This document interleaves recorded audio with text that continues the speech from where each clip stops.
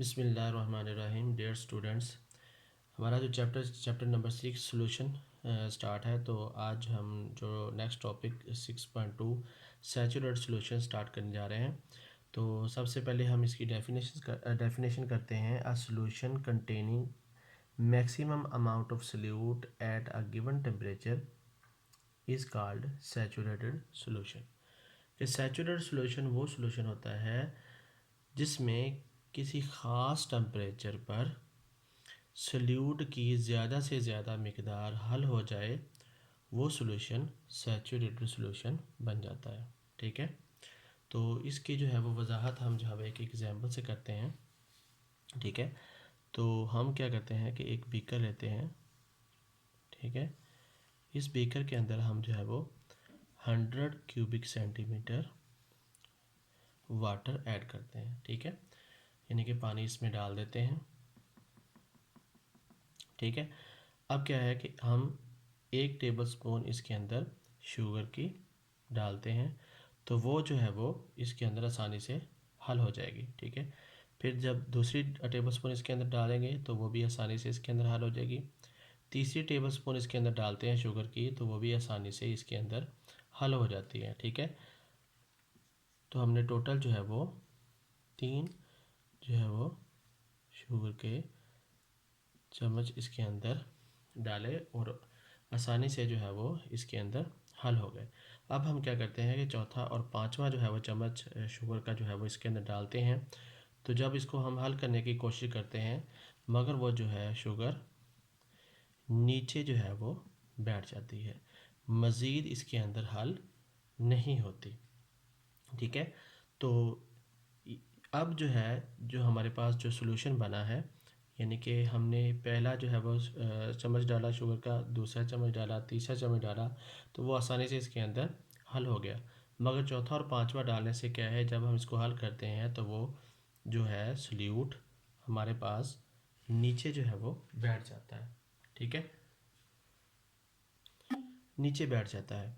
ठीक है, तो मज़ीद इसके अंदर हल नहीं होता। और एक और बात जो है वो उसने कहा कि गिवन टेम्परेचर।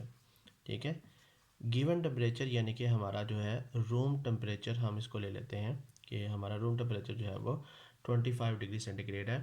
तो उस पे जो है वो ये 3 जो है वो शुगर के जो स्पून हैं वो ऐड हो जाते हैं, मगर 2 जो है वो नीचे बैठ जाते हैं। मज़ीद जो है वो ये जो है वो शुगर जो है डिज़ोल्व नहीं होती। तो ये हमारे पास जो सोल्यूशन बनेगा, इस सोल्यूशन को हम कहते हैं सैचुरेटेड सोल्यूशन। ठीक है, ये पॉइंट आपके समझ में आ गया। अब जो है नेक्स्ट जो है वो इसमें एक पॉइंट है कि प्रैक्टिकल लेवल में जो सैचुरेटेड सोल्यूशन होता है, उसमें जो डिज़ोल्व सल्यूट है और अनडिज़ोल्व सल्यूट है, इनके अंदर जो है वो एक्विलिब्रियम जो है वो कायम हो जाता है। डिज़ोल्व सल्यूट क्या है, जो इस सोल्यूशन के अंदर हल हो गया है। ठीक है, और अनडिज़ोल्व सल्यूट कौन सा है, जो 2 टेबल स्पून हमने डाले थे और वो इसके अंदर हल नहीं हो पाए, तो वो जो है वो अनडिज़ोल्व सल्यूट कहलाता है। ठीक है, एक्विलिब्रियम जो है वो कायम कैसे हो जाता है कि जो डिज़ोल्व सल्यूट है वो जो है वो अनडिज़ोल्व हो जाता है, और जो अनडिज़ोल्व सल्यूट है वो डिज़ोल्व होना शुरू हो जाता है। ठीक है, तो इनके दरमियान जो है वो एक डायनामिक जो है एक्विलिब्रियम जो है वो कायम हो जाता है। ठीक है,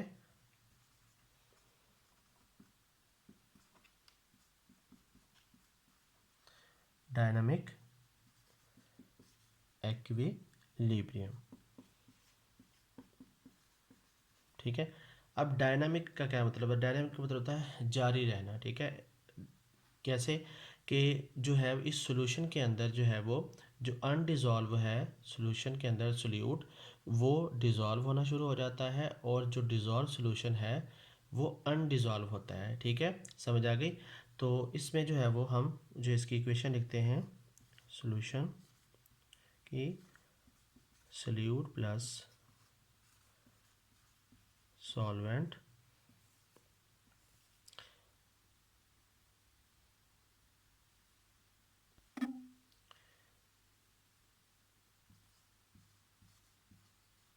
सल्यूट प्लस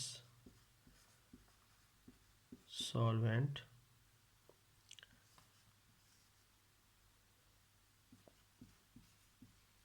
सॉल्यूशन, तो यहाँ पे है डिज़ोल्व, ठीक है, और नीचे है क्रिस्टलाइज। अच्छा, अब ये है कि सल्यूट और सॉल्वेंट जब आपस में मिक्सअप होते हैं तो सल्यूट इसके अंदर डिज़ोल्व हो जाता है और आगे सॉल्यूशन बनता है, ठीक है।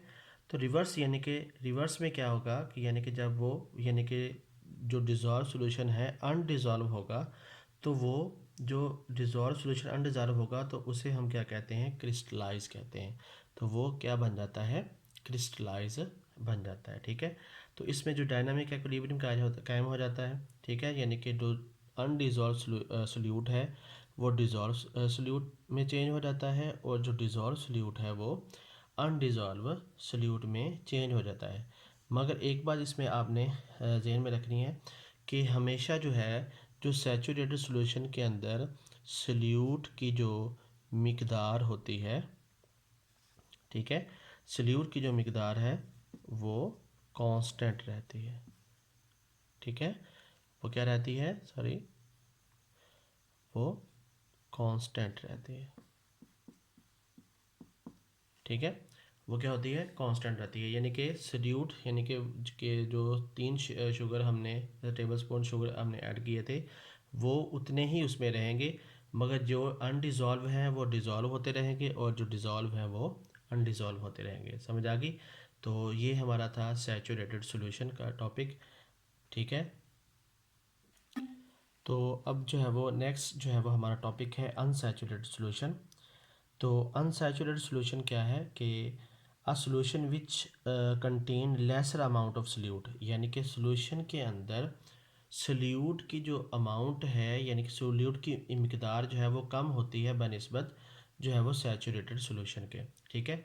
तो इसकी मिसाल जो है वो हम लेते हैं कि हमने जो पहले सैचुरेटेड सॉल्यूशन जो है वो तैयार किया था उसमें जो है वो 100 क्यूबिक सेंटीमीटर हमने वाटर जो है वो इसमें वाटर में जो है वो 3 जो है वो टेबल स्पून शुगर के ऐड किए थे, तो हमारे पास सैचुरेटेड सॉल्यूशन बन गया था, ठीक है,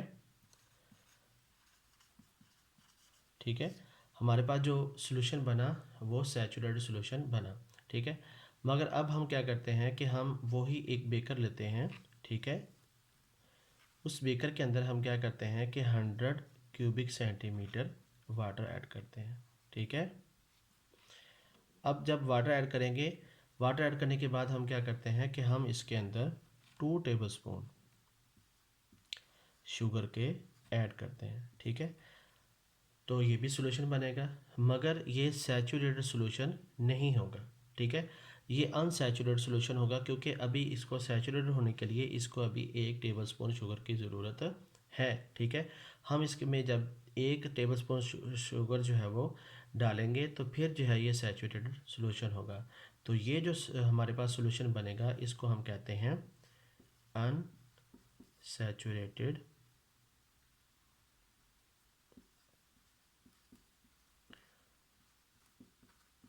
रेटेड सॉल्यूशन। कि हमारे पास जो अनसैचुरेटेड सॉल्यूशन होता है उसमें सॉल्यूट की जो मिकदार होती है, सॉल्यूट की जो मिकदार होती है वो सैचुरेटेड सॉल्यूशन से कम होती है, ठीक है। तो बेटा आपको समझ आ गया होगा सैचुरेटेड सॉल्यूशन और अनसैचुरेटेड सॉल्यूशन।